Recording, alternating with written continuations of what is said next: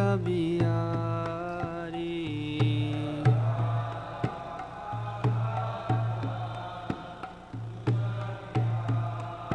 Jaya Radha Madhava Kunja Bihari.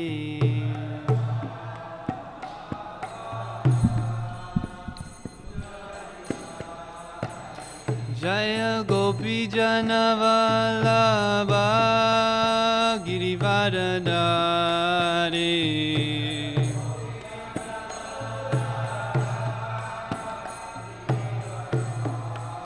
Jaya Gopi Janavalabha Girivaradari.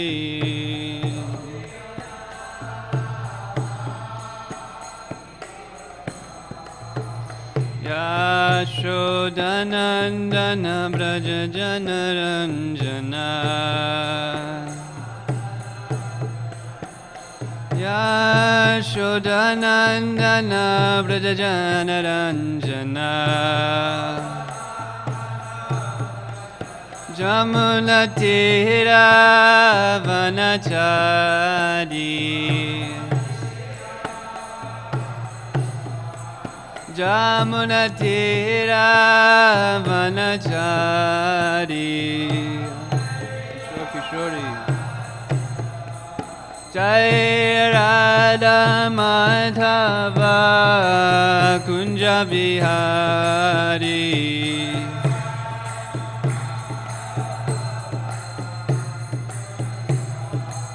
Jaya Radha Madhava Kunja Bihari.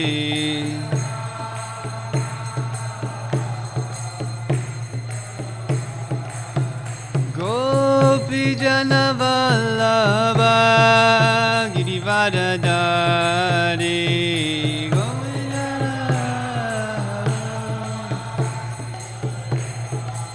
Jaya Gopi Janavalabha Girivaradari.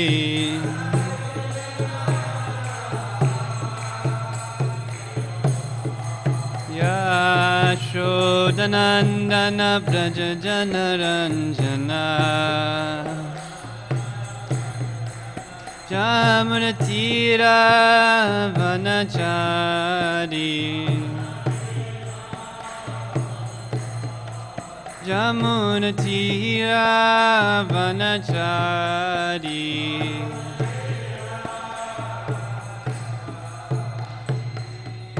Hare Krishna, Krishna Krishna, Hare Hare, Hare Rama, Rama Rama, Hare Hare.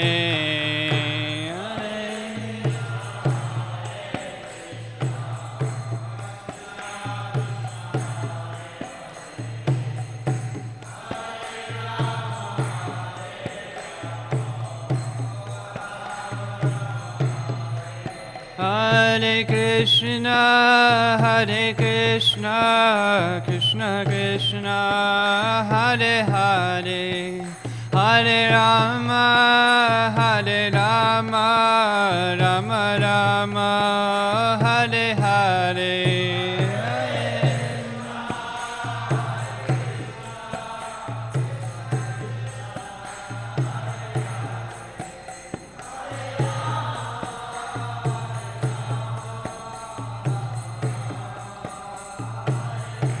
Jaya Jaya Prabhupada, Prabhupada, Prabhupada, Jaya Jaya Prabhupada.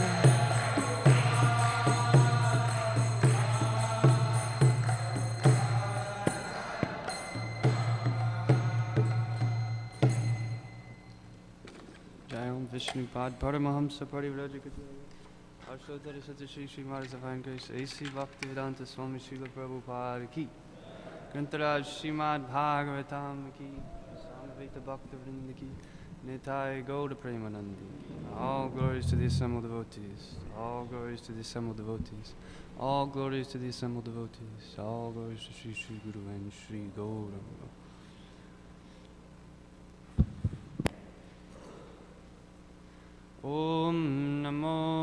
Bhagavate Vasudevaya.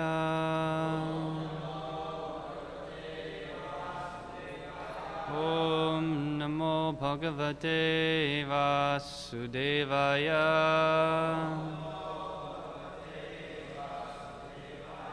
Om Namo Bhagavate Vasudevaya.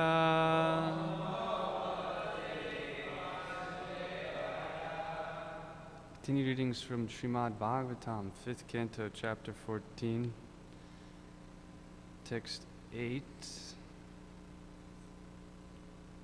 The verses in prose. So,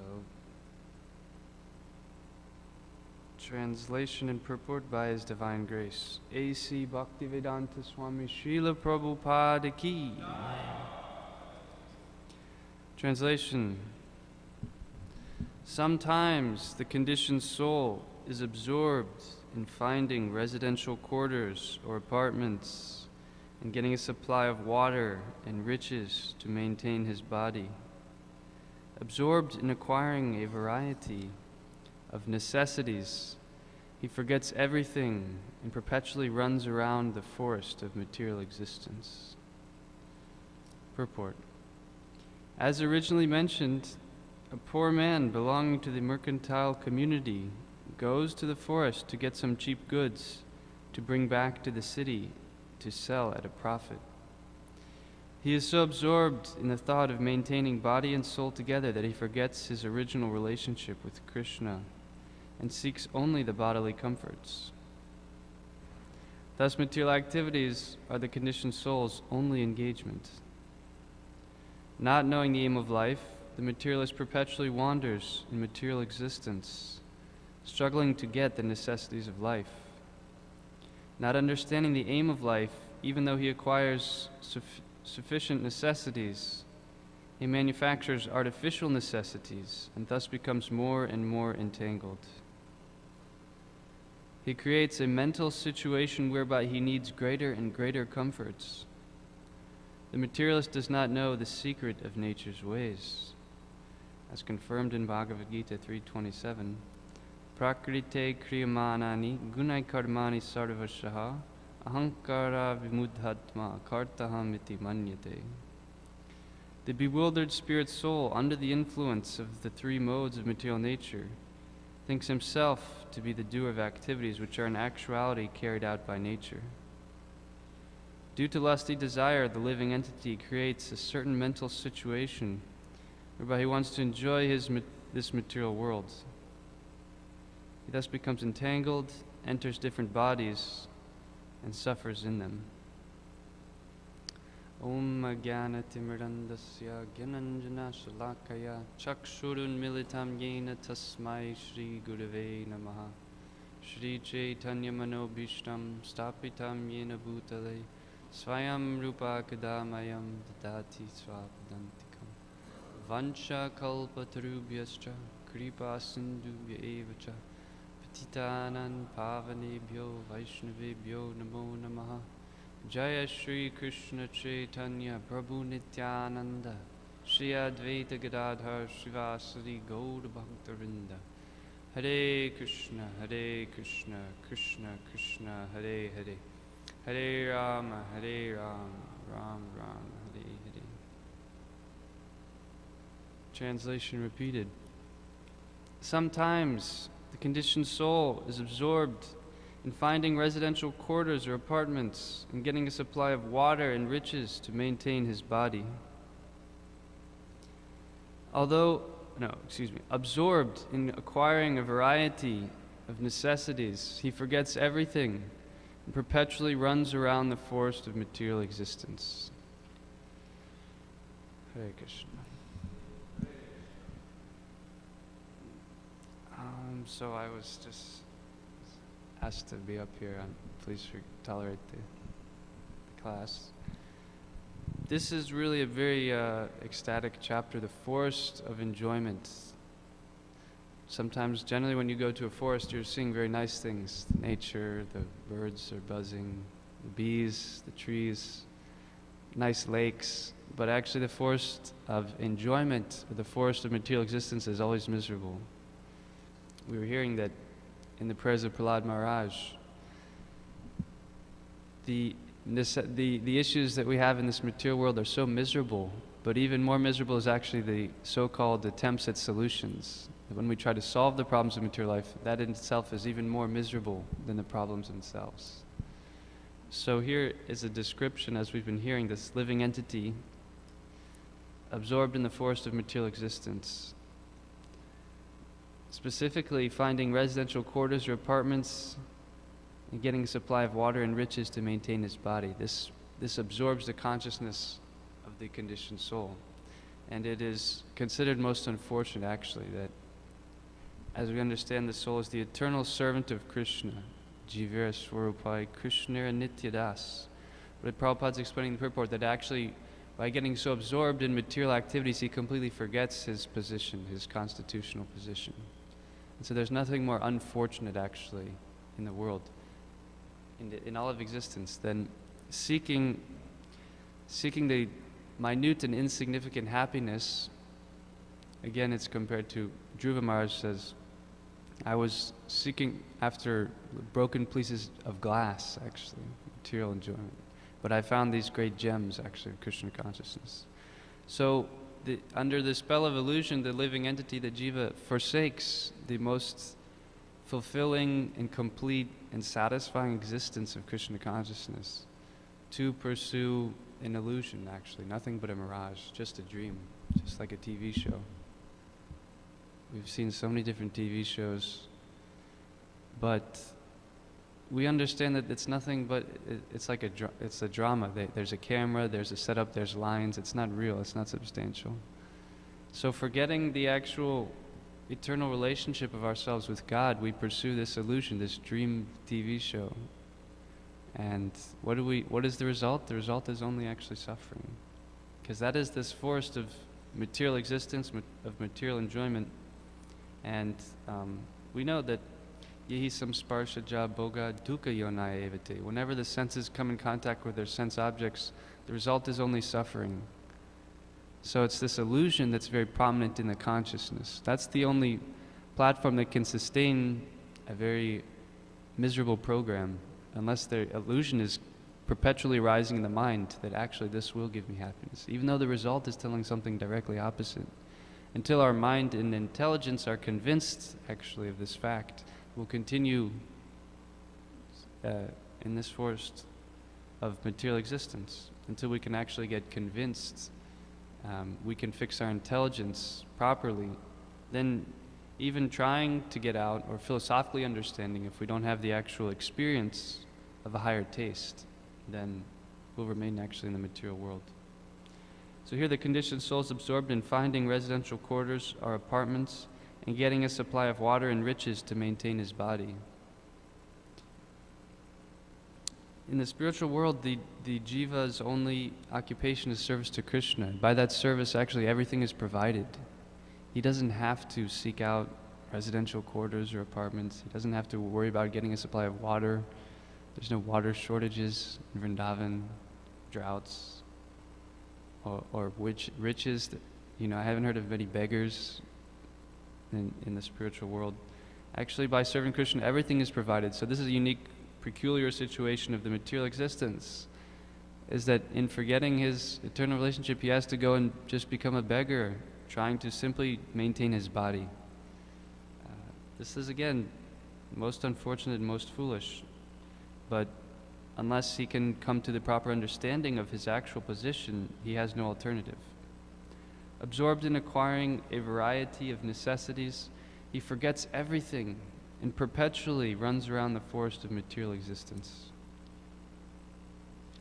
So, this is a very nice point Prabhupada's making. He's so absorbed in the thought of maintaining body and soul together that he forgets his original relationship with Krishna and seeks only the body comforts. Thus, material activities are the conditioned soul's only engagement. So long as the false ego is still so prominent that we remain on the bodily platform, the only option for activity is, as explained here, material activities. This is the main, like in buildings in our temple, we have a cornerstone. The cornerstone is put first, the foundation, everything else rests on that. So the cornerstone of the material existence is the false ego, the bodily consciousness.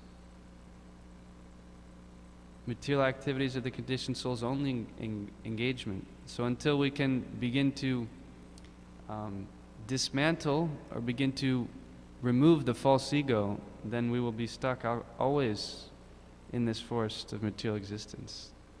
I was recently helping my sister move into her new apartment here in Chicago, and it's amazing. This is a nice point actually. It says, due to lusty desire, the living entity creates a certain mental situation whereby he wants to enjoy this material world. He thus becomes entangled, enters different bodies, and suffers in them. So, by mental concoction, it's explained that the living entity is seeming to enjoy or feeling to enjoy, simply through the mind. That's where the happiness. So, my sister's moving into the new apartment, and what is the new apartment? It's it's student housing, it's college living, so it's not very opulent. It's very simple, just a floor space, a bathroom with a bathtub, a kitchen. But by mental concoction, it becomes such an amazing experience. Wow, moving into the new place, and look at the beautiful building, and it's nothing but a few pieces of wood in an open room. But the mind is so programmed that it's making out to be this ecstatic experience of. So just from my perspective of having the privilege to study the literatures, the way that we see the world is actually completely different from those who have not taken training through the Vedic vision, the Vedic lens. By mental concoction, we make out just a few pieces of matter to be great enjoyment. Wow, I'm going to be able to enjoy here. But from my point of view, I'm seeing, okay, this looks like just, like the Srimad Bhagavatam mentions a lot about that the material grihamedi, ashram, is simply a den of suffering or misery. So here, just seeing this open space, but unless there's a spiritual cultivation, it's simply a trap. It's simply like a well, actually. So all the nice tiles or all of this, what is the value of all this? This is simply a trap, actually. The conditioned soul will identify with the body, with the living environment, and simply waste his time until the end of life, where he'll be forcibly ripped out of that situation. So the Bhagavatam is trying to wake us up to the reality of this illusion, that actually happiness does not exist in the material situation, in the material world. We can never become happy by material enjoyment. And we really have to just keep hearing this over and over. That's why so many of the themes of the Bhagavatam are repeated over and over again. It's because we just hear it once, we won't take it. Our conditioned mind and experience is pushing us again and again. So therefore, the Bhagavatam has to repeat again and again. No, actually, it's just suffering. It's not going to give you happiness. Actually, you have to engage in Krishna consciousness. Here's some people who have tried to enjoy. This is how it didn't work out. Here are the people that did enjoy by engaging in devotional service. So like that. This says, not understanding the aim of life, even though he acquires sufficient necessities, he manufactures artificial necessities and thus becomes more and more entangled. So without understanding the purpose of our life, then even if we have what we need, we falsely concoct that we need more. This is what Prabhupada in Isha Upanishad explains is one of the greatest problems with modern society, is that anyone can be satisfied with their quota given by the Lord, actually, and there's no alternative to this. Operating with the Ishavasya principle, everything belongs to God and is controlled by God, therefore we should take only what we need. If we take any more, we'll be violating the laws of nature. But we see in modern society that people, they don't even understand the Ishavasya principle, that actually God is providing everything is God's property, and we all have a set quota. But ignorant of that, we simply are absorbed in trying to acquire more and more so-called necessities, manufacturing artificial necessities. This is not good enough. And so, of course, this is also called greed. Greediness for sense gratification, another material phenomenon that is causing such chaos and havoc in the world. Prabhupada says, what is the use of fighting over stolen bread? We're trying to achieve more and more, but we don't understand everything is Krishna's property. So just like if I steal something from any one of you, that's not okay, but yet somehow we're thinking we can take everything from God and there'll be no consequence. So then after hearing the philosophy, then we have to really apply it if we want to get the benefit. If we hear these topics and points and we appreciate them, but we don't seek to apply them, then it never becomes realized knowledge. It still becomes jnana. But when we actually apply and we actually begin to perceive and try to perceive these phenomenon as we are experiencing our day-to-day life, then we actually get realization of them. Until then, it still remains on the mental platform, or the intellectual platform.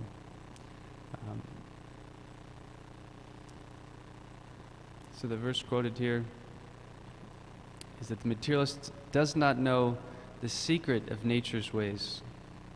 He creates a mental situation whereby he needs greater and greater comforts. He does not know the secret of nature's ways, as confirmed in Bhagavad Gita.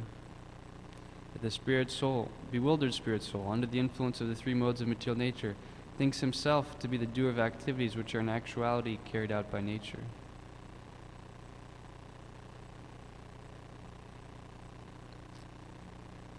We were just hearing, I believe in the 14th, 15th chapter, that simply through mental concoction, actually, the living entity is trying to find enjoyment in this material world. I was going to see if I can find the verse.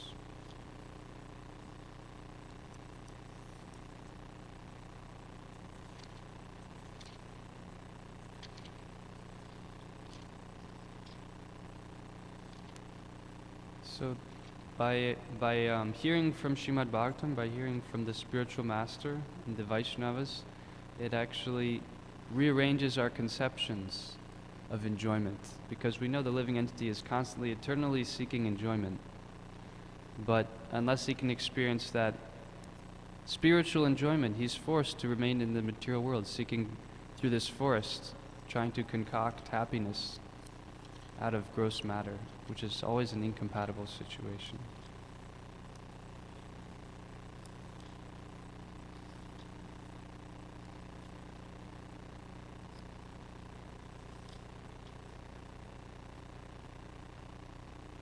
Yeah, this is what we just read, I think last night. The living entity in the material world carries his different conceptions of life from one body to another as the air carries aroma. Thus he takes on one kind of body and quits it to take another. So this is the result of remaining with material conceptions. Remaining with material conceptions, that we simply get one body after another. And as we mentioned, the root is this false ego. So sometimes that Krishna will give us glimpses of understanding actually how we're not the body. And those moments actually are so powerful that they completely eradicate our conception to try to enjoy the material world. Krishna will give us these glimpses. And as we're saying, if we try to actually apply what we're hearing, then we get that little insight. And then we go back and we try to hear very carefully again, and then we try to apply again. So like that, even though we may not be able to do it all at once, by these gradual steps, actually, we keep getting more insight. Krishna becomes pleased that we're actually eager to apply what we're hearing. So this is the process, and the more dedicatedly we try to take it up, the more realization we will get. So that in Nectar of Instruction, Krishna consciousness depends on the attitude of the follower. So then in the morning and evening we have our time for hearing, careful hearing and chanting. And then during the daytime, that's the field of application. That's all the opportunities to apply what we've been hearing. And then again in the evening, then we can hear again and re-spiritualize our conceptions of life. This is really one of the biggest obstacles, is a material conception of life. Not understanding that this place is the perverted reflection.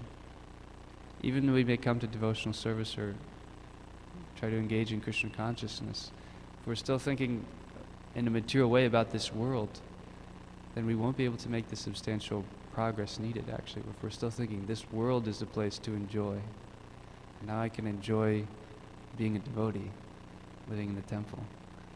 So this is still the material concept. It's still pervasive. It will obstruct us, but developing a spiritual conception that this world is simply a perverted reflection, that I actually have nothing to do with the material body. The purpose of my life is purely spiritual. Simply by engaging in Krishna consciousness, simply by serving Krishna wholeheartedly, everything that I'm looking for is immediately fulfilled.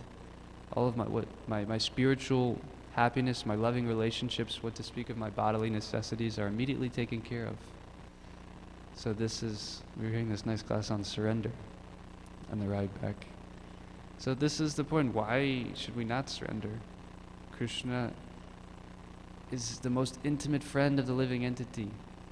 He owns everything. He's the most intelligent. And he's always trying to serve his devotees. So why should we not surrender? Why should we be so skeptical? I don't know about this Krishna person. I know he knows everything. He's the most beautiful, the most attractive. He has all these opulences, but I just don't know if it's really going to work for me. So we should have faith. We should have faith that Krishna is God.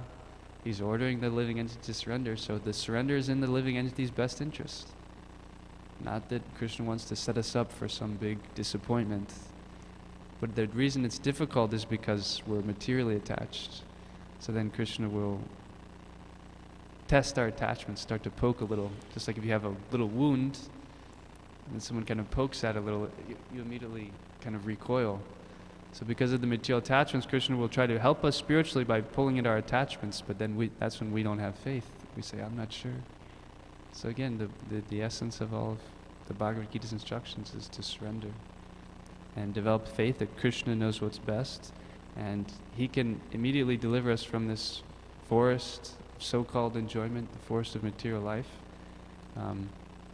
And by carefully following the instructions of our authorities by the spiritual master, and striving on a daily basis to apply whatever that is, whatever little tidbits that we can hear and appreciate from the teachings, then also gradually we become extricated from this material situation. Gradually but surely we also come out of this forest and, as it's explained here, revive our eternal original relationship with Krishna, which is the only platform of happiness for the soul, eternally.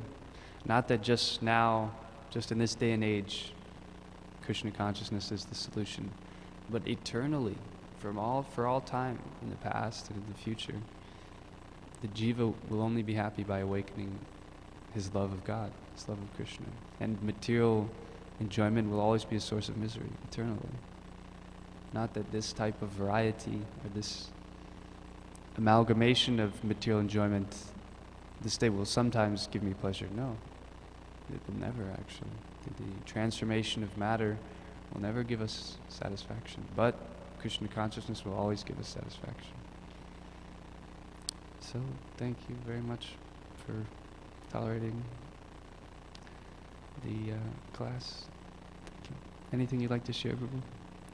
Okay, Hare Krishna. Any questions or comments? A short class today. Everyone can engage in your service. Yes, Prabhu.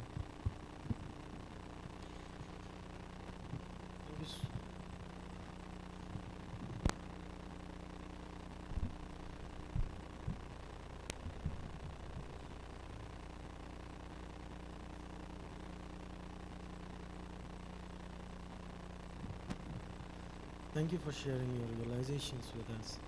A very simple question is, the purport of Srila Prabhupada says, once we forget Krishna, we are always engaged in doing material activities, and we cannot sail in two boats. Like if we are materially inclined, all our efforts which we try to do in our spiritual life seems very futile because they are not coming out from our heart. I see like devotees who lives in temple, you included, has decided to hop in this world. So what are the practical things you considered to pick up, to strengthen this faith in traveling in this boat where very few people are? Would you like to shed some light? It's a very nice question. Well,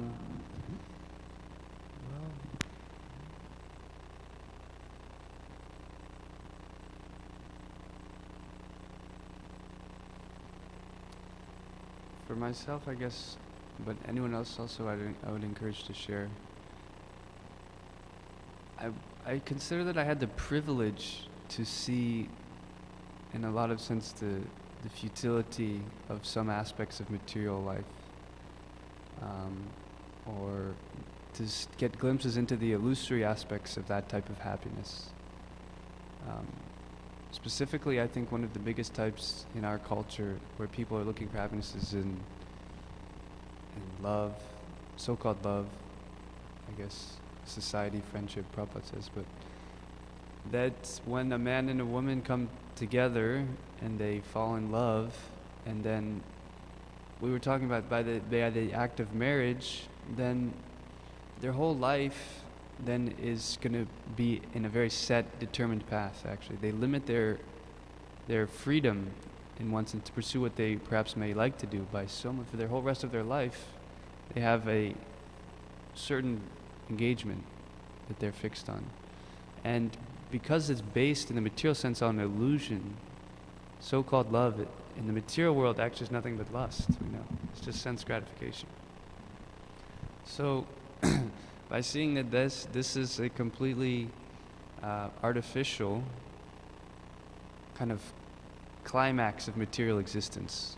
This is the apex that you can fall in love and get married, but then you look around at people that are married, and I even wonder, what is the relationship? I mean, the way that people act with one another, spouses, that doesn't reflect love most of the time. It seems more like fighting or just tolerating or just putting up with that person. So the illusion of this attraction, specifically between the male and female, or the lover and beloved in the material world, it's considered the greatest attachment. But sometimes we get glimpses of how artificial it is.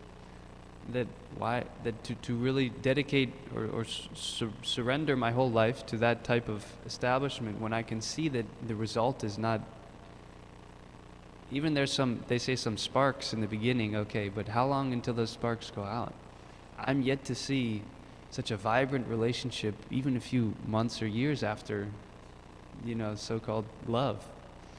So that's very temporary and misleading. And so then just by seeing that, and then by our own experience also, we can have that. So just from my point, that understanding that that's not the route that I want to take. Now that's of course in the material situation. In Krishna conscious relationships, we see that they're very satisfying. They help the partner grow in Krishna consciousness. But just seeing in the material sense how that program operated, I was kind of on red alert, like, okay, be careful. That by that illusion I can be trapped in a certain situation for the rest of my life, and the valuable time in this life for spiritual advancement can be. So I was just cautious in the sense of seeing the reality of beyond the material illusions of the affection, you could say. That was, I think, one. There's a few things I could share, but I would encourage anyone else could share it. This is a nice question. Dr. Lu.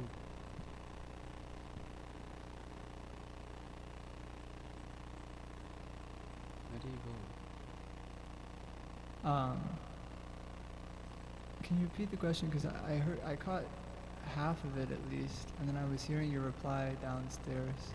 His question was, what brought you to put your feet in this boat, in the fact of getting faith in the program of surrender to Krishna? Specifically, he was kind of hinting at in the temple, but versus family life. Well, just versus material life.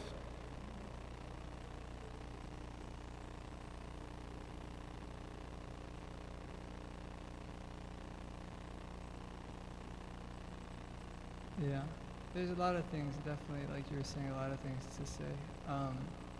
But since you had mentioned the prayers of Prahlad Maharaj, I was thinking of another section in these prayers where he laments the position of the conditioned soul who is bound, like chasing material enjoyment, the pinnacle of which is sex life. But then he compares that to it's just like the Itch. so-called happiness one feels when he rubs two hands together to relieve an itch. Yeah. So it's a really powerful analogy because in material life, especially today, sex is so, let's say, glorified. And, you know, you go to a marriage counselor and they'll tell you, well, how many times are you having sex with your spouse? Oh, celibacy? Oh, no wonder you're having problems. No wonder you're having such difficulty. You should have more sex. Then everything will be fine. Then you will be very happy. That's the common opinion today. Professionals. These are people who are being paid for their advice. So the whole world is full of just crazy people. And Prahlad really, he just smashes it by comparing. It's just like relieving an itching sensation. And if one can conquer sex life, then he's conquered material existence, actually. We were hearing Jayan who was explaining the hard knot in the heart. That's attachment between the man and woman. If one can conquer that, then he's as good as out of the material world. I think Prabhupada says if one can conquer sex life, he's 50% liberated. Okay. I think that's what I've heard. But the general principle is the same. Very much. I had a question too after, if Prabhu wants to share something. Is this on the same topic? Prahlad Maharaj was specifying the Lord with the prayers, and it's written that it's a short. My dear Lord, O Supreme Personality of Godhead, because of my association with material desires, one after another, I was gradually falling into a blind well full of snakes, following the general populace, chewing what is chewed. But your servant Narad Muni kindly accepted me as his disciple and instructed me how to achieve the transcendental position. Therefore, my first duty is to serve him. How could I live this service? Following the general populace. If we follow the general populace, then that will be the result. So we have to be very alert when we go out into society. Like you're saying, the society is saturated with the illusion that sense gratification will give you happiness. So then we should be aware that when we go out, actually these people are operating on a completely 180-degree different conception of life than we are. When we go out in the world and see all this advertising, not that we just kind of gradually just kind of soak it in, just casually let it stick in our mind and intelligence. No, but actually we're always analyzing, what is this nonsense civilization? What is this nonsense society? Why are these people engaged foolishly? We should actually try to develop that sort of vision that protects us. Otherwise it just becomes, oh yeah, this is the norm. So thank you. We're hearing how material existence is actually just like illusion. It's temporary, like a dream. So how can we avoid becoming like a victim of like the impersonalist philosophy, you know? Because I have that tendency, you know, to, okay, so it's all just temporary, so none of it's real, so then these people around me, anyway, I don't need to be so concerned about them, because anyway, I won't know them for very long. And, how do we avoid that obstacle or pitfall? Yeah, well, the devotee,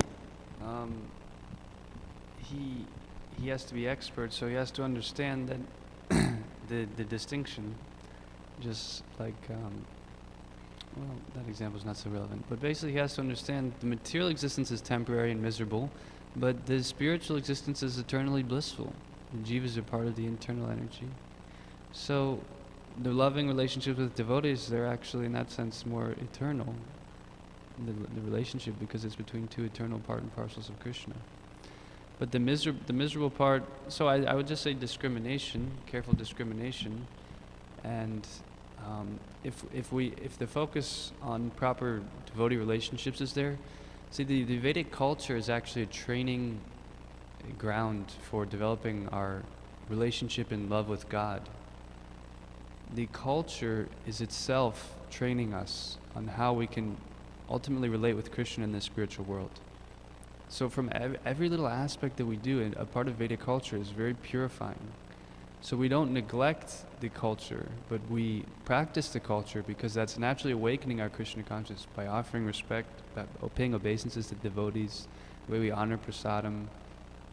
All of the little aspects of our Krishna consciousness is actually training us for the spiritual world. But material life, material existence, what culture? There is no culture.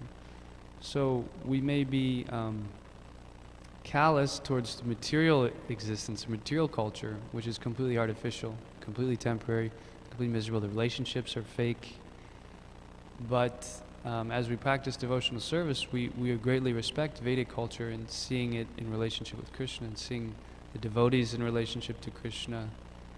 Basically, when one comes to Krishna consciousness, they're immediately in touch with Krishna. Krishna is all spiritual. Hare Krishna movement is sometimes described as an incarnation of Krishna. So in this movement is like purely transcendental. Like everything that we're doing, the deity worship, the program, the relationships, it's all actually spiritual because it's in relationship with Krishna. So our daily life is completely spiritualized. But we are against the material culture, the material conceptions, material relationships. So in our day-to-day life, we can appreciate how things are related to Krishna, and in that way, we won't take it lightly or impersonally, but we'll invest consciousness in the right direction.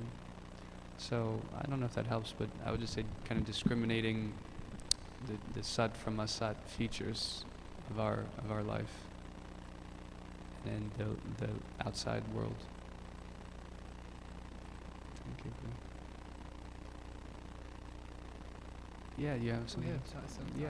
On that note, I've been reading about some of our acharyas, including Gorkishwaras Babaji, and he was one time saying, one cannot worship the Supreme Lord in an outhouse. And this is before he actually moved into the outhouse, as many of you are knowing. He was actually, when he said this, one cannot worship the Supreme Lord in an outhouse, he wasn't referring to like an actual latrine. He was referring to the whole material world. It's just stool. And even Nityananda Prabhu was explaining this point recently in class, that we can understand everything's just transformation of earth, or it's like stool. It's, it's asat. It's there's no conscious substance. Yeah, this is part of the conception we should carry to protect us, actually, that the material world, Lord Chaitanya likens the material world to a ditch into which people pass through. So is that really the place of happiness? Is that really where I'm going to invest my focus and attention? If we always remember this is a perverted reflection, we can develop this intelligence. Yes, Siddhartha. Thanks a lot for the question. In fact, I had the same question, so I was lucky that you asked me. The answer was very good. I just wanted to, if you allow, I would like to comment that the material world is not an illusion. It's illusory but real. I just wanted to point out that. So the deities and the relationships with devotees here, they can be as spiritual as they could be in the spiritual world. It's not. If we are pure devotees, it could be as real as it is in the spiritual world, but I'm not a pure devotee. But it is real, it's just illusory and temporary, but it's real.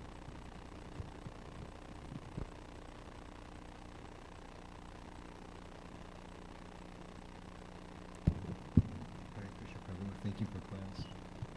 We're talking about the structure of the day that we have. Structure of our day. Kind of like a sandwich. Could you say a little bit more about that and how we can use that in a systematic, advantageous way? Yeah, there's a nice point. Tamal Krishna Maharaj explains that the program that Srila Prabhupada established is very scientifically optimized for giving exactly what we need for spiritual growth. The Mangalarti, the Nrsingadev prayers, the Tulsi Arti, the japa, the greeting of the deities, the class. It's all scientifically engineered by the acharyas to give us sufficient spiritual dosage to go through our day feeling ecstatic, feeling and nourished, and developing our intelligence to protect us from material activities. So he would just indicate that this is not it's not just happens to be, okay, it just happens to be this program, it happens to have this prayer.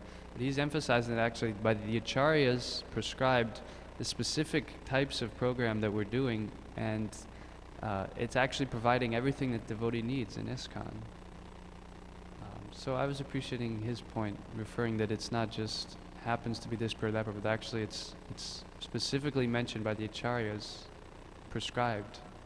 And we know that by following the instructions of the acharyas, all of our success and perfection is there. That's really all we have to do. All we have to do is just follow what the acharyas have prescribed, and we can achieve success in devotion. But when we try to introduce our own ideas or conceptions, actually, this part is not so important, or that's when the trouble is. That's what Prabhupada said. The problem with you Westerners is you always want to change everything. So, understanding the value of the morning program, and then understanding that the daytime is the time for application. That's really critical. Otherwise, we just think, okay, just during the day, I just talk to this devotee, just walk over here, do this. But we're not understanding that that's like the battlefield, and that's when we can start applying all the messages that we've heard. And that's when we can try to act in loving relationships. It's like nectar of instruction. Jai Jagannath, he always reads and speaks about. But so we can read nectar of instruction and just say, okay, that was a great book. That was good. A lot of solid stuff in there. I think I remember the answers. Or you read it, it's a whole formula of how to advance to the highest levels of devotion. Of what to do, what not to do, how to interact, how to engage. So then when we try to apply that, that's like I said, the battlefield. So then during the daytime we try to apply the messages that we've heard, and we get the strength from the morning program. And then the evening also, then it's like the reset. Maybe in the daytime we can see how we did. Okay, I did pretty good there. I was able to follow there. I got really beat up there. My mind just took me for a ride there. My senses were out of control. But then in the evening, then we come back and we chant, and we hear the philosophy again, and then we're like, okay, all right, now I'm back. I'm ready for the rest of the evening battle, and continue my evening duties, and then take rest, and then do it again. So it's a very systematic program, and it doesn't need any alteration, actually. It just needs dedication. Does that help? I know Nityananda Prabhupada gave a whole class about the nature of the morning program and the sequence of our day, how it's prescribed in ISKCON. But you'll notice right away if you don't do it. Maybe you don't go to Mangalarti, you don't chant your rounds, maybe in the morning or something. You can just tell that something's a little off. And it's nice if we get that realization, if we can get really fine-tuned. Like, oh, I missed Guru Puja, my consciousness is off. Something like that. Then it shows that we're really getting some sustenance out of the program. We have to really get into the program also. It's not just being present, just that my body is physically present, so I'm at the program. And that's been criticized, that type of mentality. Radhanath Maharaj, she says, you may be on the altar, but if you're thinking of something else, are you really on the altar? Or are you somewhere else? Are you thinking of that other thing, so that's where you were at? So then in the program, we may physically be there, but unless we're really absorbed, if we're really trying to chant from our heart, knowing that this is the opportunity, this is like the intense time of worship, bhajan, because the day there's going to be a lot of stuff going on, a lot of different services, a lot of chaotic, unexpected events. So this is just like our japa. This is a time for me to really connect with Krishna and try to build a fort with our bead bag when we're chanting. And then all the stuff that comes in, we can just block it out, because I know I have to connect with Krishna during this japa time, because during the day there's going to be so much stuff going on. So really investing the energy into the program and the chanting. It's so much different when we're really trying to chant the prayers in the morning program. If we're really trying to focus, or if we're just the mind's doing something else, then we don't get hardly any benefit. So that's also in the class too, being very attentive and asking questions. Then we get more impetus to apply what we're hearing, and we get more inspired to. It awakens our intelligence. Actually, that's the purpose. That our intelligence will become awake, so that we can begin to see things in that right way. Thank you. Anything else? Thank you all very much. Grantara Srimad Bhagavatam ki, Srila Prabhupada ki, Nitai Gaura Premanande.